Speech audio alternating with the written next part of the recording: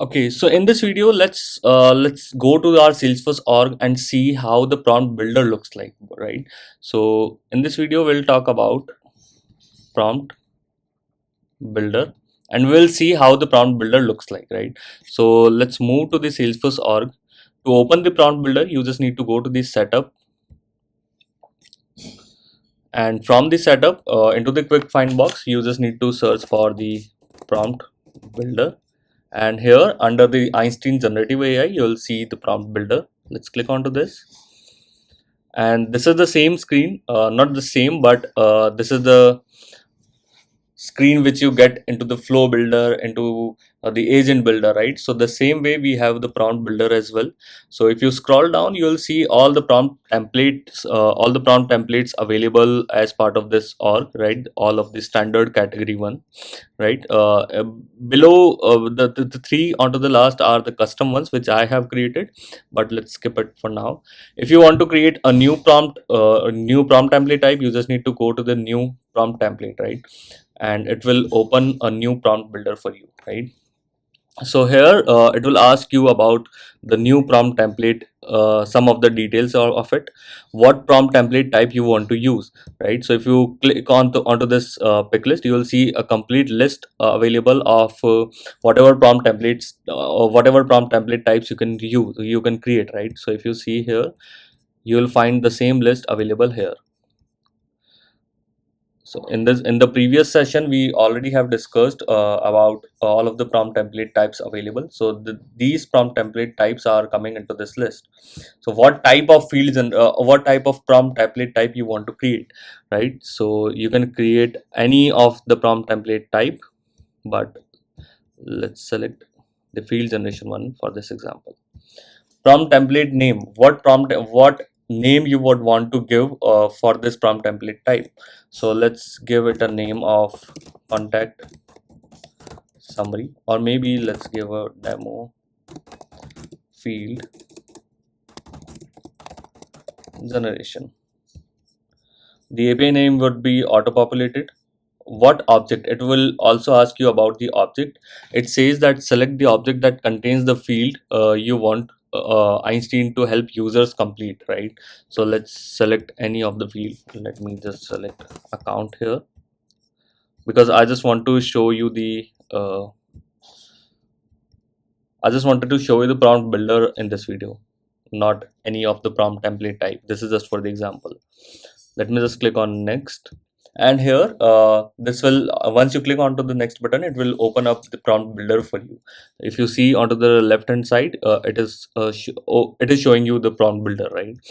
And into this prompt builder, you will find 4 sections. Let me go to the whiteboard.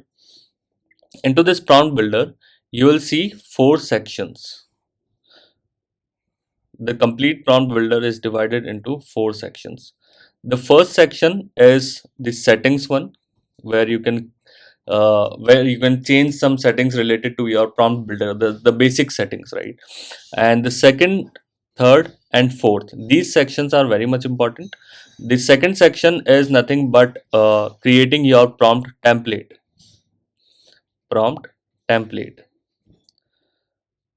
The third section will show you the preview of your prompt template, right? And the fourth section will show you the response of your prompt. So whenever you are going to create a prompt template, you will create it into the second section, right? Not screen, second section. Now, how your prompt will look like, you can, after creating the prompt template, you can test your prompt template and you can see the preview of it, how your prompt will be looking like, right? So that preview will be available into the third section. And once you send that prompt to the LLM, how your response will be generating, that response you can see into the fourth section, right? So this prompt builder is divided into four screens, four sections, right? So I'll just go to the prompt builder again and I'll show you here. Onto the first section, as I said, you will have one template settings screen. Here you can edit few of the information. If you see into the overview, you'll see the template type, object type, prompt template name. You can edit these prompt template name and API names and everything. And then we have the inputs. The related entity is account. I'll explain you what exactly is related entity into the next video. Let's skip it for now. You can also change the model type, whether you want to use the standard model or the custom model. We'll see into some upcoming session how can we create our own custom model, but let's skip it for now.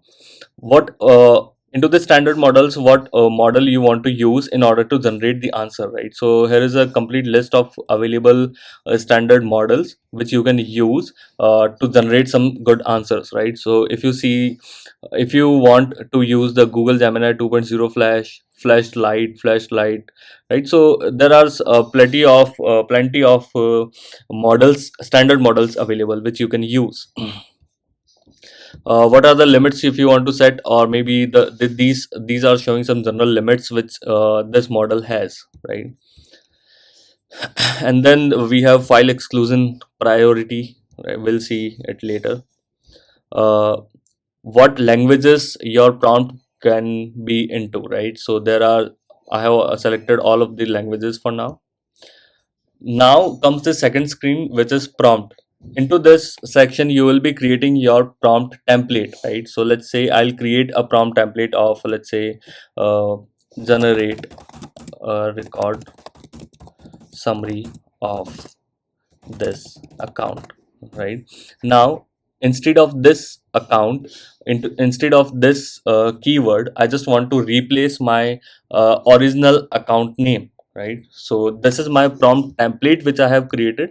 Now every time I do not really need to type create summary of this account, or maybe include this fields, include this fields, and provide information again and again. So I'll just create a prompt template here onto the second section. And how it will look like after having the real data, it will be showing onto the resolved prompt, right? Resolved prompt is nothing but a preview of your prompt.